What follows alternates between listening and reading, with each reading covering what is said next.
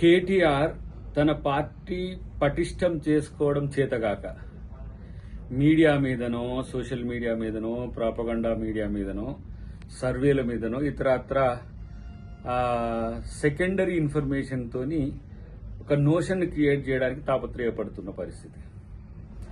రాసుకోండి కేటీఆర్ గారు, 2034 వరకు రేవంత్ రెడ్డి గారు ముఖ్యమంత్రిగా ఉంటారు, కాంగ్రెస్ పార్టీ ముఖ్యమంత్రిగా ఉంటారు.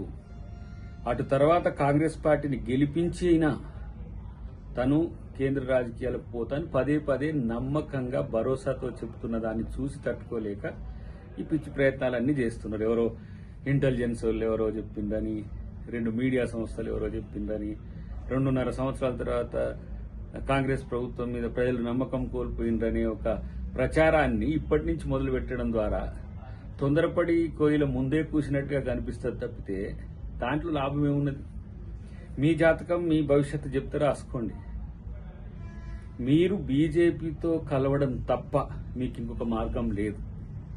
ఇప్పటికీ మీ రాజకీయ భవిష్యత్తు బీజేపీతో ఆధారపడి ఉన్నది కాబట్టి అంతో ఇంతో కొట్లాడి బార్గైనింగ్ పెంచుకొని సీట్లు ఎక్కువ తెచ్చుకోవడానికి పోటీ కోసం చేస్తున్న ప్రయత్నం తప్పితే కేసీఆర్ బయటకు వచ్చేది లేదు, రాజకీయాలు చేసేది లేదు. కేసీఆర్ రానే రాడు. కేసీఆర్ చెప్పిన మాట మీద ఉండి ఇలా హాయిగా ఫామ్ హౌస్ లో ఉన్నాడు. ఆయన పేరు చెప్పి మీరు బలపడటానికి చేసే ప్రయత్నంలో భాగంగా నువ్వు మీ బావ కొట్లాడుతున్నారు. ఒకవైపు నువ్వేమో మీ డాడీని సీఎం చేస్తే బయటికి వస్తాడు, సీఎం చేస్తా అంటున్నావు. నీ మీటింగ్లోనేమో నీ అభిమానులు నిన్ను సీఎం కావాలని కోరుకుంటారు. మీ బావ లోపట్నేమో లోపట ఉన్నది నేనే సీఎం అయితా అంటే మీ మధ్యనే ఒక సఖ్యత లేదు. ఇంకోవైపు నేను సీఎం కావాలని చెప్పి కవిత గారు బయటికి వెళ్ళి చేస్తున్నారు. మీ మీద మీకు నమ్మకం లేదు, మీ బావ మీతో ఉంటాడో తెలియదు, మీరు ఏ పార్టీతో రేపు కలవాలో మీకు ఇంకా అర్థం కాలేదు. కాబట్టే ఇలాంటి సందిగ్ధ పరిస్థితుల్లో ఎటు పాలుపోక చేసే స్టేట్మెంట్స్గా లేకపోతే కన్ఫ్యూజన్లో కల్వకుంట్ల కుటుంబం అనే స్థితిలో ఆలోచిస్తున్నాం తప్పితే రాజకీయ భవిష్యత్తు తెలంగాణలో ఎప్పుడో ప్రజలు బండకేసి బాధించారు.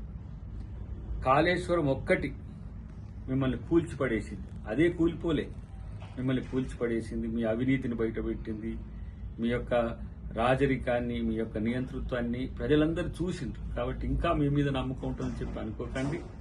2023 మీకు సమాధి కట్టిండ్రు. ఎట్లా పశుపతినిగా అరుంధతిలో సమాధి కట్టిండ్రు. ఇంకా మీరు వచ్చే పరిస్థితి లేదు. వచ్చినా మిమ్మల్ని ప్రజలు బతకని అనే విషయాన్ని గుర్తుపెట్టుకుంటే మంచిది. ఈ ఉత్త డాంబికాల కోసం, మీడియాలో ట్రోల్స్ కోసము, ఏదో రోజువారీ వార్తల కోసం మాట్లాడేదానికంట కనీసం పార్టీ కొరకు సిన్సియర్గా ప్రయత్నం చేసుకుంటే కనీసం బతుకు ఉంటుంది. ఆ విషయం గుర్తుపెట్టుకో.